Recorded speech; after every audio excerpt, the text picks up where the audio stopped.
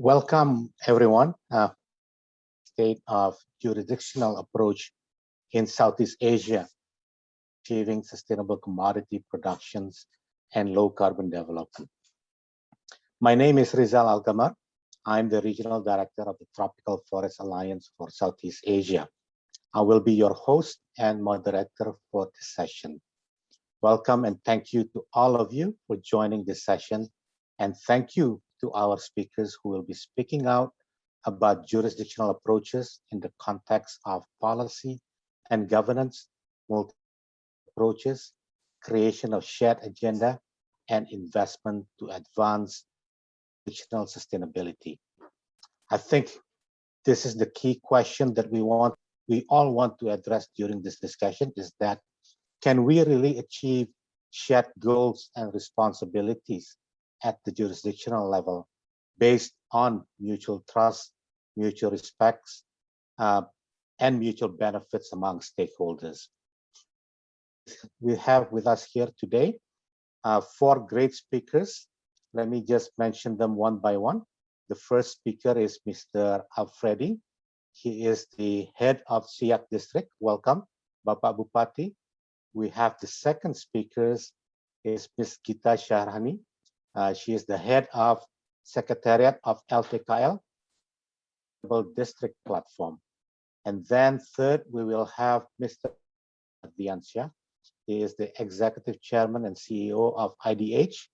And last but not least, we have Mr. Surin Suksuwan, who is the Regional Director for Southeast Asia, ProForest.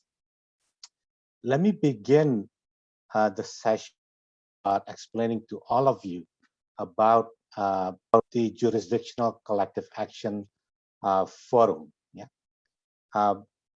This session is part of a collaborative initiative from key stakeholders in the Southeast Asia region called the Collective Action Forum, or JCAF.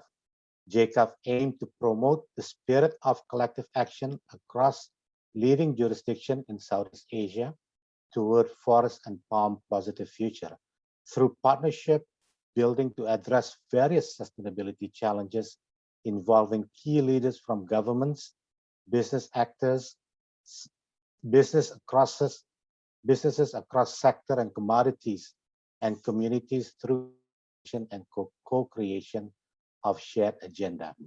It is initiated by 11 organizations who shares the view that to achieve jurisdictional sustainability, we need to catalyze the power of collective actions. First, and before we begin the discussion, let me just highlight to all of you what happening in Southeast Asia region based on the Decade of Progress studies conducted by TFA and Diameter. The study concludes there are 6 impact measures of progress and 6 critical enablers. The 6 impact of progress that government, businesses, and civil society help achieve. Number 1 is that deforestation in Southeast Asia has declined by up to half since 2015. Commodity-driven deforestation has also declined by over 50% decade. Fires remain a threat, but their frequency and severity has declined markedly. Most jurisdictions across Southeast Asia have become cool spots from deforestation and fires. Social forestry, specifically in Indonesia, has expanded 9-fold since 2014, with over 4.2 million hectares managed by communities. And last but not least, the 6th is the palm oil sector is transitioning towards intensification and productivity is rising. Also, the 6 critical enablers of progress that has been put in place by all actors. Number 1 is that the Southeast Asia government has expanded policies and programs to advance green growth. Number 2, corporate actions towards building no deforestation supply chain has surged. Trade in sustainable products is growing, strengthening the business case for sustainability. Number 4, Civil society has become a constructive force for positive change and participability. 5 is that smallholders is becoming a major focus of research, outreach, and support. And 6, tools, knowledge, and expertise on sustainable commodities has expanded markedly. This Decade of Progress study will be published at the end of September and will be available at TFA website should anyone is interested to download. Further ado, let me introduce our first speaker, Bapak Alfredi. He is the head of Siak district of Riau. He will be highlighting what is Green Siak policy, and what are and challenges in advancing the vision to accelerate development goals and low carbon development. The floor is yours, Pak Bupati. Thank you. Terima kasih, selamat malam. Perkenalkan, nama saya Dr. Andus Haji Alfedri MSI, Bupati Siak, Provinsi Riau, Indonesia. Saya akan menyampaikan kebijakan Siak Hijau dalam rangka pembangunan berkelanjutan dan pembangunan rendah karbon, tentu dalam pendekatan jurisdiksional. Dan pemaparan ini dibagi dalam 3 bagian. Pertama, latar belakang dan hubungan kebijakan Siak Hijau dengan low carbon development dan SDGs. Kedua, capaian dan keterlibatan CSO, sedang Siak dan privat sektor. Dan ketiga, tantangan dan apa yang harus dilakukan. Nah, hubungan antara komitmen Siak Hijau dan low carbon development dan SDGs yang melatar belakangi Siak Hijau adalah respon terhadap kondisi lingkungan di mana terjadi kebakaran hutan di tahun 2015, dan dalam rangka itu perlu kita respon dengan suatu kebijakan untuk mengatasinya. Kemudian di Siak terdiri dari lahan gambut yang cukup luas, dari 8.556 km persegi sangkar wilayah Kabupaten Siak, 57% adalah gambut dan terdiri juga 21% gambut dalam. Nah, kemudian di Siak cukup luas kawasan hutan, terutama konservasi. Ada Taman Nasional Zamrud, ada 31.000 hektar. Di dalamnya ada Danau Zamrud. Danau Zamrud adalah danau rawa dan gambut terluas di Indonesia. Kemudian cagar biosfer Giam Siak kecil dan ada Tahura, dan juga ada peran swasta dan masyarakat sipil dalam pengendalian lingkungan hidup yang cukup besar. Nah, sejalan dengan itu ada upaya pengembangan rendah karbon Indonesia, LCDI, yang itu dalam rangka upaya penurunan emisi gas rumah kaca, dan sejalan juga dengan pertumbuhan ekonomi dan upaya pencapaian kesejahteraan masyarakat. Tentu ini semua sejalan dengan Sustainable Development Goals. Ini adalah aksi global yang disepakati dunia untuk menurunkan angka kemiskinan, kesenjangan, dan pelestarian lingkungan. Kajian SDGs ini juga sudah disejalankan dengan RPJMD Kabupaten Siak dengan tentu indikator-indikator pembangunan daerah, yang mana di dalam RPJMD tersebut Siak Hijau ini sudah dituangkan sebagai suatu komitmen pemerintah daerah dan stakeholder untuk melestarikan dan keberlanjutan sumber daya alam untuk pembangunan ekonomi dan kesejahteraan masyarakat. Sudah dituangkan juga Siak Hijau dalam peraturan bupati, dan tahun ini ditingkatkan menjadi perda. Dalam Siak Hijau tentu pengelolaannya berdasarkan kelestarian dan keberlanjutan, dan juga upaya peningkatan ekonomi masyarakat dan PAD bagi daerah, dan pola pemanfaatan SDA melalui perlindungan, hilirisasi, dan intensifikasi. Sudah ditetapkan untuk roadmap Siak Hijau. Ada zonasi konservasi, zonasi kehutanan dan perkebunan, zonasi industri, zonasi pertanian, dan zonasi pemukiman. Nah, di Siak juga sudah melakukan kajian rencana pelindungan dan pengelolaan lingkungan hidup yang ini akan dituangkan dalam peraturan daerah tahun ini. Ini tentu sudah membuat target indeks kualitas lingkungan hidup.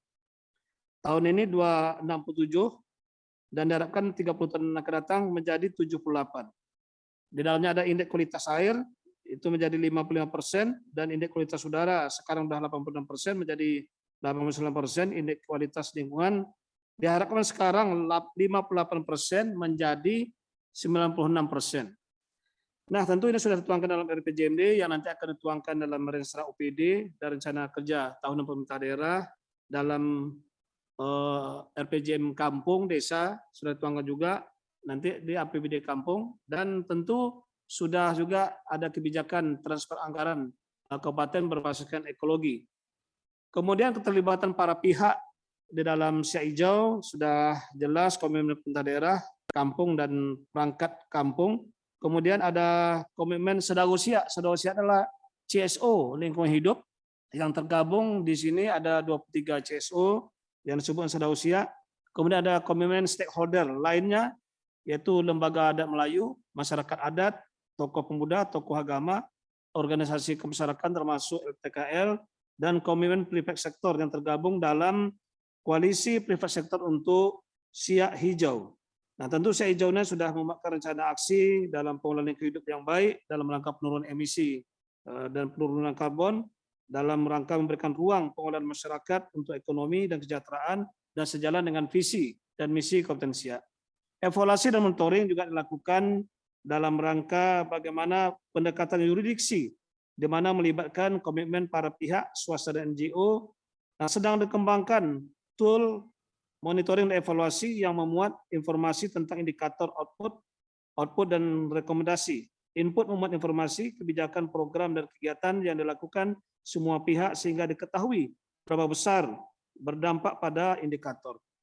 Hasil dari monitoring ini akan dikeluarkan dalam website Siak Hijau sehingga publik bisa melihat kinerja Siak. Selain itu akan ada informasi lain terkait komitmen kami mendukung SDGs dan Low Carbon Development Indonesia serta mengembangkan ekonomi melalui UMKM 1000 UMKM per tahun di Kabupaten Siak. Dan kami juga sudah mendeklarasikan bebas karhula di tahun 2020 yang ini juga bersama koalisi privat sektor siak hijau. Nah, ini tentu indikatornya terjadi penurunan kebakaran hutan tahun 2015 2.118 hektar, 2020 turun 237 hektar, dan tahun ini lebih turun lagi, kita tekan terjadinya kebakaran hutan. Nah, hal-hal yang masih dilakukan yang merupakan tantangan dan peluang untuk mewujudkan siak hijau di masa akan datang, perlu koordinasi yang lebih baik antara pemerintah kabupaten, pemerintah pusat, provinsi, mengingat keterbatasan kewenangan kabupaten di dalam bidang kehutanan. Perlu keterlibatan berbagai pihak, terutama privat sektor dan NGO, CSO lingkungan hidup, pemerintah desa dan masyarakat adat, dan pola kerjasama kolaborasi dalam pengelolaan lingkungan hidup, mengingat keterbatasan pemerintah daerah, terutama dari sisi SDM dan anggaran.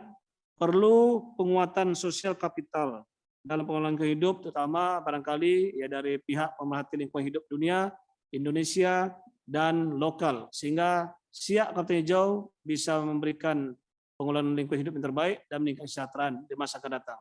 Thank you.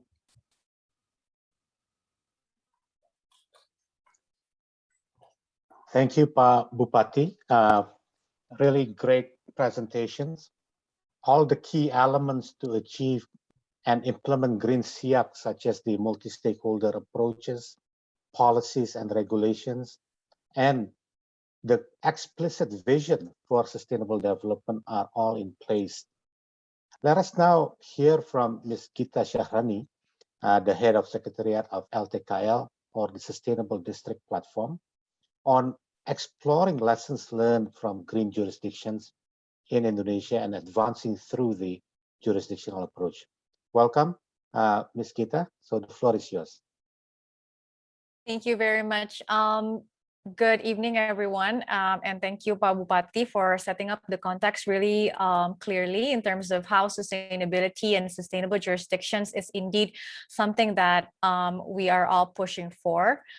So SIAK is actually the founder of Lingkar Temu Kabupaten Lestari, the association of district government that are pushing for sustainable development going forward. Now, the members of LTKL is actually spread across 3 of the largest islands in Indonesia, in Sumatra, Kalimantan, and also Sulawesi, so Siak being one of them. And the districts are actually, we can differentiate the districts within 2 two significant categories: the ones that are commodity production centers, including SIAC, and the one that are still conservation oriented and have less development and becoming a forest or peat rich locations.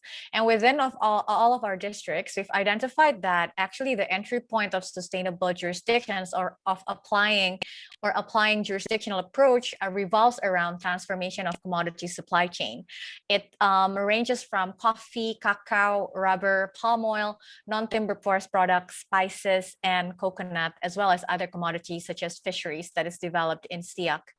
Now, the way that LTKL, our association, guided by SIAC and other districts as our founding members, approach jurisdictional context is by linking performances with possible incentives, so that the bigger message is that if you are a sustainable districts that are applying sustainable economic scenario, then you will be incentivized for your progress. Now, how do we judge progress? We look at from two different angles. The first is on targets, and the targets can be divided into protection, production, and inclusion, which means it's related to environment, social, as well as the environmental aspect. But at the same time, we wanted to also try to figure out how to incentivize districts like SIAC when it comes to process also. And when it comes to process, we look at from 5 categories: policies, planning, governance, reporting, as well as portfolio itself, in terms of having actually investable pipeline on the ground. Now, when we do have this type of progress in performances, we look at what are the available incentives out there. And the audience here tonight is most likely fall into under the first or the second category, either jurisdictions that are learning how to be incentivized or the incentive provider. And this can be divided into public as well as private. From private, it ranges from supply chain incentives all the way to innovative financing, such as the climate bonds, the green bonds, etc. And from public perspective, this can be national government funding as well as blended finance, such as the likes of Green Climate Fund. How do we matchmake these two is through portfolio. That's what we believe. And in setting up portfolio, the way that we implement jurisdictional approach is having integrated portfolio with clear linkages to planning and regulatory frameworks, such as what was described in the SIAC presentation, how SIAC at the end of the day tried to link real implementation on the ground with the SIAC Hijau regulation, for example. Now, what we do at the Secretariat is to focus on building ways to make it easy for partners to come and support the district members, both by issuing different pitch book where district can actually talk about the available package of pipeline portfolio that's out there, as well as publishing how-to guides. For example, we collaborated with ProForest and WWF to look at the how-to guides of private sector in terms of actually implementing and being involved in jurisdictional approach possible projects. We also try to map out different types of scenario where subnational government are already showcasing sustainability commitments, so that it's easy for partners to sort of look at the available jurisdictions out there and pick the one that they want to work with. Now, what are the portfolio that's available on the ground? I'll give you several examples. The first one, this is from Musi Banyu Asin, and this is an available portfolio that talks about recycled tires that is used for rubber asphalt. So waste to materials is something that is important, and Musi Banyu Asin are one of the biggest producer for natural rubber. So this is what they're trying to pitch in terms of getting support. For SIAC, we do have peat protection and fisheries linkage. What was just announced is a project that looks at how by cultivating fish in peat area, you can actually tap into different types of opportunities and investment in the health and nutrition industry. And this is the first community enterprise that SIAC has, and the focus is conserving peat through health and nutrition sectors, both to serve national needs as well as the global needs. They are aiming to actually expand to at least protecting 16,000 hectares of compete through 3 local innovation centers and integrating at least 10 villages within their supply chain. The last one I'm going to highlight is this interesting approach of having investment portfolio on the fashion industry, looking at the waste of gambir and actually transforming it into a very delicate and very special type of clothing. And this is one of the example where actually innovation from the ground can go all the way to New York Fashion Week, and getting our names out there by being worn also by the Miss Supranatural Universe as well. Now, the portfolio continues and it goes across the LTKL district, and this is just an illustration of what's out there. For example, Moringa can reach more than 10 billion in year 2025. We also have cacao, we also have physio, we have curcumin, and lots of different commodities that's out there that are a promising opportunity for all of you that is in the audience to come and go support. Now, if you're worried about how to measure, at the end of the day, districts in LTKL have already implementing this tools called Regional Competitiveness Framework that is combining national commitment and investment appetite as a measurement tools. And we've published 2 of this jurisdictional profile, both for the district of Sintang that is highlighting key interventions as well as shared contribution from multi-stakeholders. What is quite special about the study is that, as you can see, if you're a private sector and you're working in one of LTKL district, then there is an opportunity for you to also get recognized beyond just your supply chain of actually contributing toward more holistic impact within the jurisdictions. So the opportunities are there, the tools are out there, the commitment of the districts are there. We're inviting you to come along in the journey. Thank you so much. Gita, impressive. So from policies, governance, and reporting to portfolio building that would enable monitoring of progress, which is, by the way, it's essential to provide holistic and up-to-date information and then link that on opportunities. Yeah. Just would like to remind us and participants, if you have any questions for any of the speakers, you may also use the Q&A chat box. Please do submit your Q&A. The speakers can respond directly, or later on during our discussion, we can discuss them. Let's welcome the third speaker, Mr. Fitrian Ardiansyah. He is the Executive Chairman and CEO of IDH. He will be giving you, all of us, his presentation will be about private sector commitments and the jurisdictional approaches with Source Up in Indonesia. So welcome, Pak Fitrian. The floor is yours. Thank you. Thank you so much, Pak Rizal. I hope you can hear me quite well. Thank you for the time and invitations, Pak Bupati. Salam hormat, Gita, and also Surin. It is so nice to be here. I would like to directly share my screen. Basically, Pak Bupati has already mentioned quite well the foundations of a good jurisdictional approach, in which it would create and also facilitate green investment and also green buying and sourcing from the private sector. So directly, I would like to say that before we talk about the involvement, the roles, the support, or the incentives created by the private sector, it is exactly clear that it cannot happen without the facilitations, without the presence of good policies, good governance structure, in which Pak Bupati from SIAK has already mentioned. So in many jurisdictions that we collaborate, that we support and also endorse and facilitate, the first step that we need to create together with the leadership of Bupati or the head of the district is, of course, a green growth plan. Nevertheless, green growth plan needs to be then translated or mainstream further in their development planning as well as budgeting, because without clear components or elements inserted in the government programs, planning as well as budget, it will be much more challenging for the private sector to be convinced that such as jurisdiction is adamant or keen to push further for sustainable development.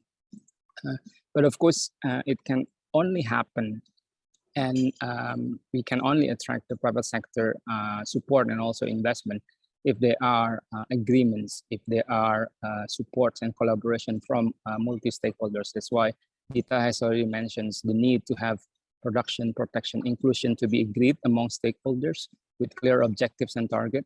And then, of course, based on that, we can then develop what we call the connections between what the growers, the producer would like to have or would like to achieve, and what the buyers would like to have. That kind of things in IDH we call as a verified sourcing area source up. Then we can link directly to green investment. So based on our experience, we're still small organizations. Our focus is mostly now in certain provinces and districts. Gita has already mentioned some of the districts are members of LTKL, like Aceh Tamiang, Musi Banyu Asin, but some others are not.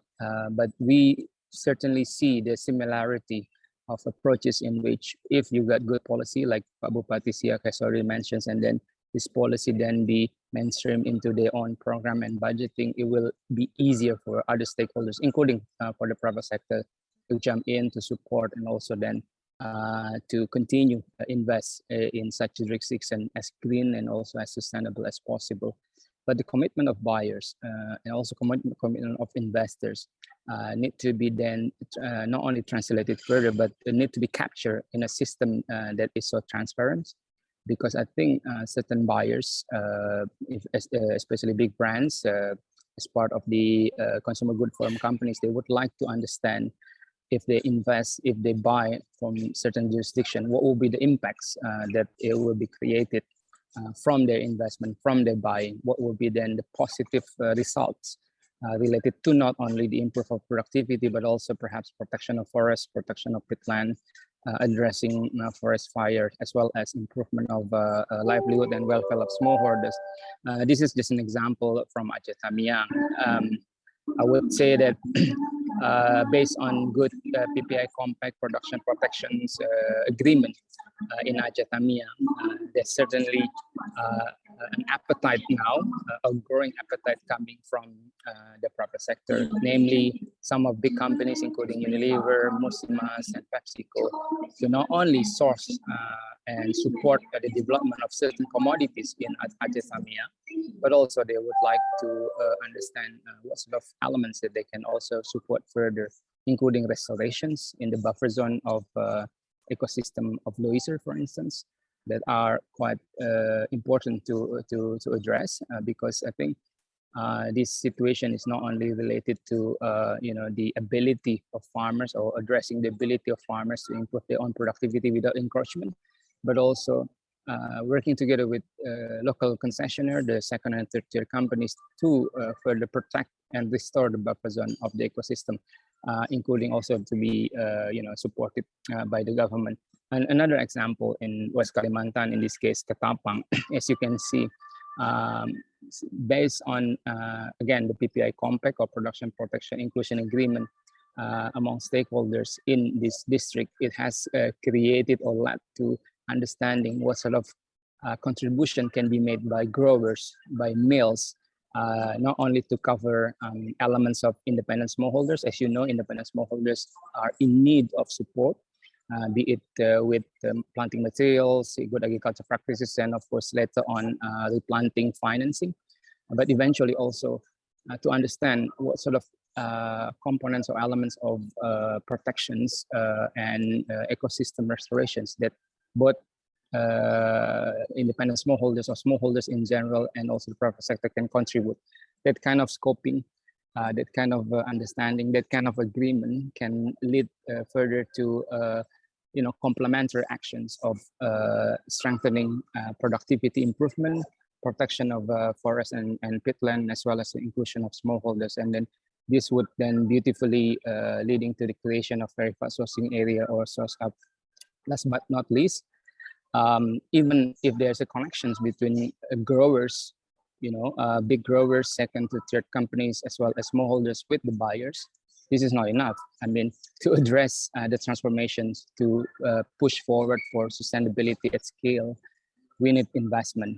So that is why it is quite adamant to have big investors or impact investment or any type of financial institutions to come in, and also to create a structure of finance in which they can address aspects that cannot be supported by business as usual type of commercial investors. The kind of structure in which first loss guarantee can be provided, long-term tenor can be provided, replanting for certain commodities can be provided, supporting smallholder business model can be provided. These are key so that the transformations of certain commodities, productivity, protection, and inclusion of smallholders would be then covered and also scale up in such jurisdictions. Some of few good cases or good deals have been created related to deforestation for rubber, deforestation for palm oil, small scale and small to medium scale village forest or social forestry. But it is not enough. I think if we can work together not only with the jurisdictions under or within the framework of LTKL, but also outside, but with good models in which we can connect buyers, producers, growers with the leadership of government, of course, and in that jurisdiction, supported eventually with the private sector or financial institutions, or investors. This would then hopefully can have a much good model, a business model and investment model that can create scalable impacts, not only now, but also in the long run. Thank you, Pak Rizal. I hope that we can have further discussions and understanding how can we replicate, magnify, and create such models across Indonesia and also the world. Thank you so much. Thank you, Pak Fitrian. Indeed, green growth plan need to be translated into government planning as well as budgeting to enable sustainable development to progress. Alignment is also key, as what Pak Fitrian has mentioned, to develop that strong multi-stakeholder collaboration that build the mutual trust that I mentioned earlier. Also, a strong message from Pak Fitrian is about investment, which is really essential to achieve that jurisdictional sustainability and the green growth vision of the districts. Hear from Pak Surin Suksuwan, who is the Regional Director for Southeast Asia of ProForest, who will be talking with us about how we forge ahead commitments across supply chain within Siak Palalawan coalitions. What are the projects and opportunities?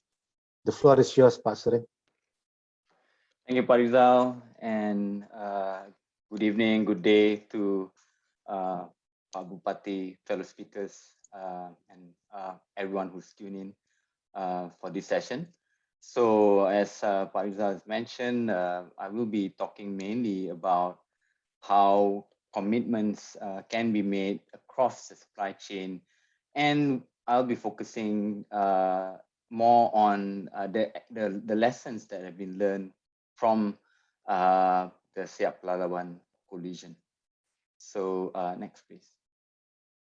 So a little bit about ProForest, just so that you understand the context. ProForest is an international independent organization, and we mainly provide technical support to companies in their journey, basically, towards responsible sourcing and production of agriculture and forestry commodities. And we are active in different regions of the world, and we have been engaged in various landscape initiatives, especially in recent years. As you can see in the map, we have a presence in several important regions for agricultural crop productions around the world, and also we have a presence in Europe, and where you have the downstream companies that are sourcing for these commodities. So I think, we are in a unique position where we can link up the downstream actors with the upstream actors and also collaborate in a multi-stakeholder space. So zooming in on Siak Pelalawan, and this is where we have been working quite intensely in recent times. And we have now a coalition of companies that are involved at the implementation level in Siak and Pelalawan, and with support from some other companies and facilitated by ProForest and Demeter. So this is another aspect that I'd like to talk about, which is the importance of having neutral facilitators in terms of helping to drive the discussion and the process towards a jurisdictional or landscape approach. Next, please. So what are the key lessons that we have learned from Siak and Pelalawan? So it was only made possible because there is a strong interest by the companies that because of their connection with Siak Pelalawan through the supply chain and also having social and environmental commitments already in place, right? In terms of green growth and low carbon and no deforestation and no peat development and so on. So they needed a way in which that they can realize these commitments on the ground, a practical way. So this is how through a facilitated process, then they decided to come together and work together to implement the commitments, right? So bringing these stakeholders together require a lot of trust building, and that is one of the building blocks, or you can even say basic requirements in terms of having a successful jurisdictional landscape approach. And this trust is at various levels, between the companies, among the different companies themselves, and also between the companies and other stakeholders.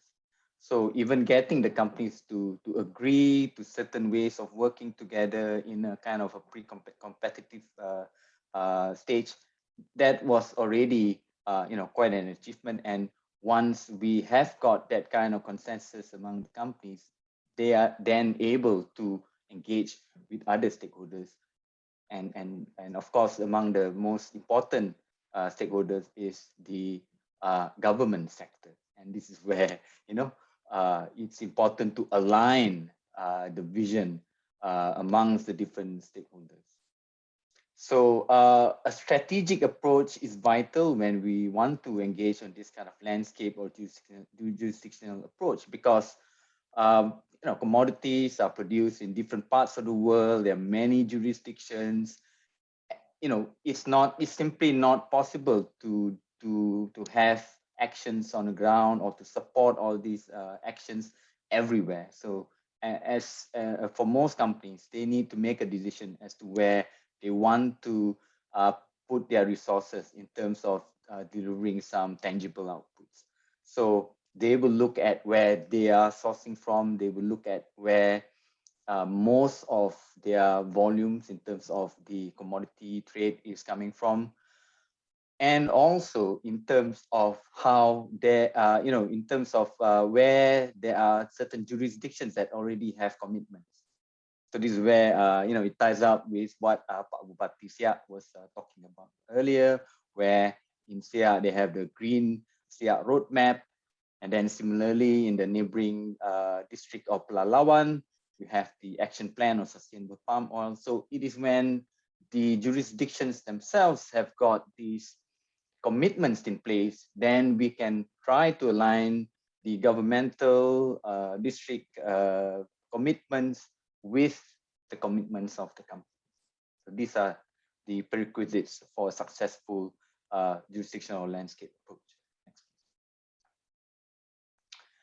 So having been involved in this landscape and jurisdictional initiatives.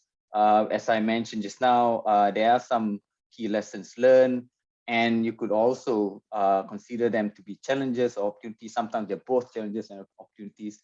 So aligning the commitments of the companies and the government, that is a challenge. But if you can achieve that, then it is an opportunity for which you can then build upon that and come up with a multi-stakeholder action plan, because that is where you will find the roadmap in terms of where you want to go.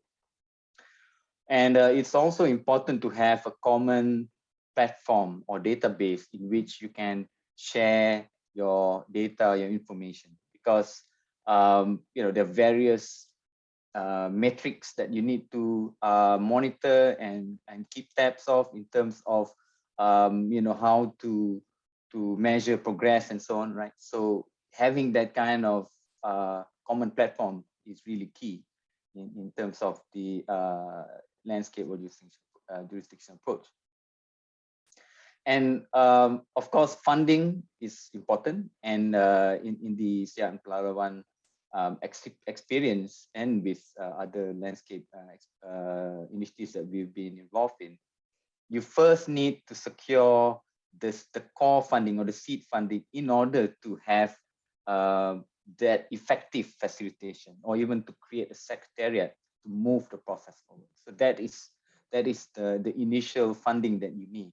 But beyond that, once you have a multi-stakeholder action plan, then you need more funding in order to actually carry out the activities on the ground, because the initial funding can only take you so far in terms of getting the partners together and so on. But after that, you need to get a larger amount of funding, and you need to find incentives, whether it's monetary or otherwise, in which you can convince the stakeholders to come together, because people will only support your initiative if they can see the benefits for themselves and for other stakeholders as well. Yeah.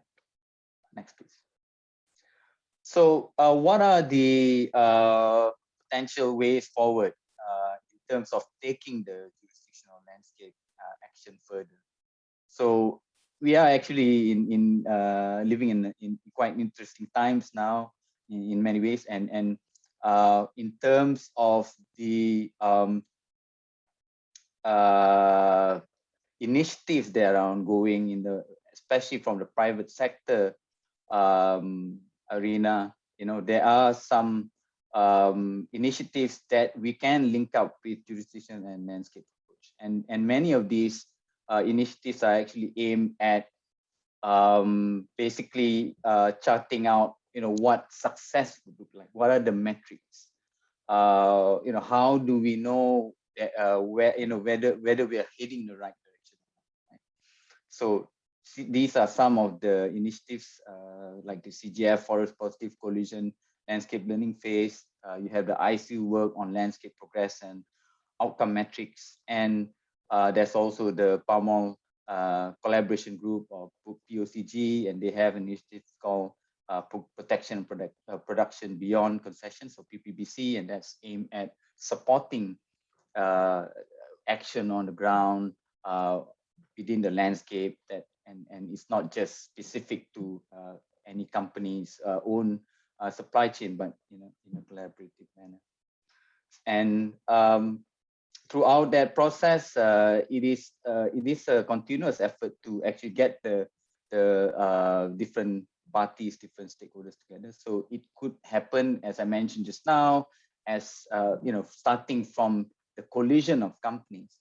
But once you have that, then you need to form a truly multi-stakeholder platform that also involves the other stakeholders as well. So for the landscape initiatives that we are working on, this is at various stages. Some may be closer to having that kind of multi-stakeholder platform or process in place. Some may still be working on an MOU and so on. But in the long run, you will need to have this kind of platform where you can have that sharing and modalities for working together. So those are the things that we've learned, and basically what I would like to share with you this evening. So thank you, and back to you, Pak Rizal. Thank you, Pak Suren. So the alignment of commitments and with policies and regulation is the key challenge to develop the roadmap, as well as you mentioned data availability and the gathering of it through a common platform is key to enable the measurements of progress. Let's have a discussions now. We don't have much time, so we might be only able to address one questions. Let's direct the question first to Pak Fitrian, and then to Pak Surin and Ibu Gita, and then Pak Bupati could respond to all the three panelists. Yeah. So let me ask this question: what is your one or two strategic priorities that could really assess commitment and then accelerate low carbon development towards green prosperity or green growth in the jurisdictions that would really benefit all the stakeholders? Yeah. So let me ask Pak Fitrian first, and then to Pak Surin, and then to Gita. And Gita, you might also want to respond to what are the measures and how would you be able to do that measures appropriately. And then to Pak Bupati to close the session. So Pak Fitrian, are you still here? Yes, I am. Okay. So, Pak Rizal, thank you so much. I would say if we squeeze things or key angles, I would focus on the leadership of the government, in which it could lead, like I mentioned earlier, the development of policies translated further into program and of course budgeting. If there's no budgeting supported or supporting such interventions or grid interventions in the jurisdiction, transformation wouldn't happen. Secondly, the second angle, of course, from the private sector, the global pledges or commitments need to be translated on the ground into two things: commitments of sourcing as big or as scalable as possible, and secondly, commitment with of sourcing with investment, concrete investment. At the end of the day, it's like about showing the money, and then connections to the jurisdictions. Thank you so much, Pak Rizal. Yes, thank you, Pak Fitrian. Pak Surin, you want to add to that? Yeah, in a kind of similar vein to what Pak Fitrian was saying, I think that a lot of work so far has been about aligning vision, and I've been talking about that, right? But the next challenge really is aligning in terms of the delivery. What does success look like on the ground? And this has to be shared across the different stakeholders, right? So right now, what we see is that the companies might have an idea of what success looks like. The NGOs might have an idea what success looks like. The financial sector might have an idea as well, but they seem to currently, have their own ways of measuring success. And I think we need to come together, agree whether, is it going to be in terms of the reduction in forest loss in deforestation?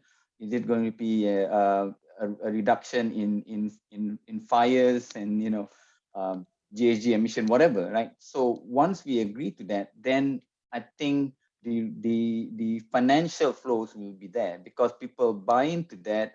They are convinced that this is the outcome that they want. And sorry, another very important piece to that would be the reporting piece, the verification reporting, right? Because you need to have that confidence among the investors and the supporters of the initiative. So I'll stop there. Thank you. Thank you.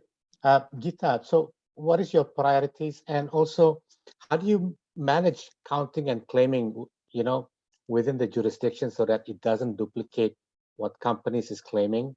And how do you, there is a question to Gita, that how do you monitor the progress and define what are the targets and so forth? Yeah. Go ahead, Gita. You're still on mute, Gita. Yeah, so from our side, from the Secretariat side, of course, we are working in tandem, sort of as a support system to district like SIAC in our membership. But the two things that we've recognized as sort of have a powerful lever is one, really start to build more success stories and making it very tangible.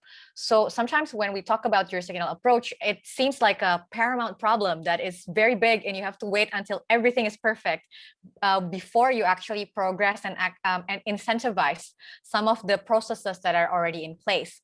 Now, one example in the investment portfolio that right now are happening on the ground is that by looking at village areas, so not one village at a time, but clusters of village, and making sure that within that clusters of village, there's clear plan and there's clear shared contribution from everyone, and there is tangible results both for the community on the ground as well as what is being expected by the government in the jurisdictions, in this case, SIAC or Sintang, then people can start to imagine what success might look like in a more tangible manner. And as what Pak Surin already mentioned, by imagining it much more clearer, like having a clear picture what success might look like, the collective actions is much more, like, at least slightly easier to be pushed, because people are already imagining, okay, this is what we're aiming for, and we can already see it. So we need more success stories, and we need to celebrate the small wins. Now, the second one is the bridging conversation and making sure that the right parties are on the table when we agree what our success, how do we measure it, and then how do we make sure that it's being implemented, who does what where, and actually document that in a slightly a structured way. In our case, it's through multi-stakeholders forum and through multi-stakeholders processes is key, because it's an ongoing process, and it's a long-term process. So documenting conversation, documenting agreement, and actually having a way to track them are key. Now, to the third part of what Pak Rizal was asking, how do we measure it at the end of the day? So a little backstory about the regional competitiveness framework that LTKL tried to develop as a summary for the district members, because right now there's multiple benchmarks that's out there, including things like Source Up and Land Scale, Terpercaya study. We have colleagues here that's also representing private sector. ProForest is working with multiple clients developing benchmark as well. So for district, for Pak Bupati and for our district members, one of the worry is that, okay, there's 13 different benchmarking or reporting mechanism that we have to report to one by one. How can we streamline that? And that is what happened. So we made a co-creation process since maybe 2 years ago, 2018. So it took 2 years actually to make sure that everybody are on the table when we were discussing how to make this framework and what type of benchmarking should be integrated. Pak Khairul is here from KPSSH, from SIAC, the Private Sector Coalition. He was also a part of it and giving inputs. Other development partners are here from CDP, from C4. They were also a part of it. So right after the processes starts, the district became the real driver of that process. So how do we define target? First and foremost, it really depends on the characteristic and the needs and the actual success coming from the jurisdictional lens. Stakeholders within the jurisdiction, so not only the government, are the one that decides what is actually needed. For SIAC at that time, the narrative after 3 months of intense discussion was everybody wants to stop forest. Everybody wants to stop forest using ways that are benefiting to small, medium-scale enterprises and community on the ground, especially on villages. So that was the benchmark. Yeah, so it's different for each jurisdictions, but there are formula and structure to do it. And we just have to maintain that co-creation spirit so that nobody gets left behind in terms of voicing out their priorities as well, Pak Rizal. Thank you. So the last question for Pak Bupati. So you really have shown a great leadership, Pak Bupati. I think all the elements mentioned by Pak Fitrian, Pak Gita, Pak Surin, it's all there. The commitments from communities, private sectors are there. Yeah. Vision, the alignment among the stakeholders is there. So what's next, Pak Bupati? You said that the peraturan daerah the district regulation is going to be established or announced, what's next after that announcement? And number two is that, is your district ready to receive investment? And what are the evidence to make so that the audience can hear that your district is ready for that investment? Please, Pak Bupati. Baik, tentu Pak Rizal Agamar dari TFA untuk bagaimana strategi Kabupaten Siak mewujudkan Siak Kabupaten Hijau bagian pada pembangunan berkelanjutan. Tentu yang pertama kami bagaimana membuat suatu regulasi lokal. Yang paling tinggi itu adalah perda. Jadi akan kami perdakan Siak Kabupaten Hijau, tetapi ini banyak hal yang harus kita kerjakan. Tolok ukurnya apa? Tadi sudah kami sampaikan, kita sudah membuat rencana pengendalian pengelolaan lingkungan hidup. Itu nanti indeks kualitas lahan itu dari sekarang 57, bagaimana menjadi 30 tahun yang akan datang menjadi 94%. Nah, ini tantangan yang luar biasa. Nah, oleh sebab itu dari Siak Hijau ini sudah ada roadmap bagaimana zonasi tadi seperti industri, pertanian dan lain-lain. Nah, tentu nanti akan ada industrinya industri hijau.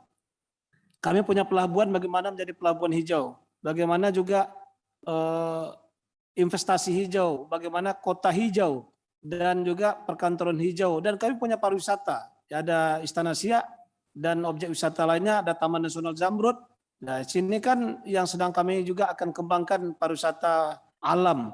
Nah, ini kan bagaimana pariwisata hijau. Nah, banyak hal yang harus kami kerjakan, tetapi juga Pemda Siak punya keterbatasan dari sisi SDM, apalagi dari sisi anggaran. Nah, oleh sebab itu tentu kami berharap bagaimana dukungan dari kawan-kawan yang ada di Sedago Siak, yang CSO lingkungan hidup, termasuk LTKL yang mengkoordinasikan semua anggotanya untuk bagaimana nanti bisa barangkali dukungan dari kawan-kawan CSO maupun juga dari privat sektor. Nah, sehingga dengan bagaimana dukungan dalam bentuk investasi, tentu kami akan siap menerimanya dan akan kita gunakan sepenuhnya dalam program-program pengembangan Siak Hijau di masa akan datang. Nah, kami juga bagaimana mendorong pemerintah desa dalam mengembangkan Siak Hijau melalui transfer anggaran kabupaten berbasiskan ekologi. Nah, kami harapkan juga ini juga ada insentif tentunya dari pemerintah pusat terhadap inovasi dan terobosan dalam sisi lingkungan hidup ini, sehingga ada anggaran ini kami akan gunakan juga kembali nanti untuk mendorong pemerintah desa mengembangkan pelestarian lingkungan, terutama di lahan-lahan gambut. Ya, lahan gambut perlu kita tata dan kita kelola dengan baik, sehingga ini bisa memberikan dukungan bagi kehidupan di masa akan datang. Oleh sebab itu, kami sangat berharap dukungan anggaran, dukungan SDM dari kawan-kawan CSO yang melalui LTKL, melalui TFA, melalui IDH juga, melalui ProForest dan lainnya. Kami siap dan welcome datang ke Siak untuk kita membangun masa depan yang lestari. Siak lestari. Terima kasih. Terima kasih. Thank you, Pak Bupati. I think we are just on top of the hour right now. Let me just try these great discussions. So I think there are three key takeaways from what I take. Number one is about harmonizing the interests of stakeholders, to continuously build what are the business cases for jurisdictional sustainability, so that it can be linked to rewards and incentive that would enable to sustain and advance the shared agenda. I think the second one is about alignment among the stakeholders. Yeah, it is clearly it's there, it's needed, and align with government policies. Yeah, intra-governments as well as regional alignments, as well as policies between districts, subnational as well as national regulations that needs to be aligned. And I think the third is about building a strong multi-stakeholder approaches. We've seen the successes of Siak that with a strong multi-stakeholder representation from all the stakeholders would enable the progress of the green growth vision of the districts. Yeah. So last but not least, I would like to thank to all the speakers and especially Pak Bupati for your leadership in advancing Green Siap, which without the strong leadership of the district government head, the progress will not be as transformative as what we have heard today. So thank everyone, and thank you to all the guests and participants and to all the speakers here. Thank you and terima kasih. Thank you.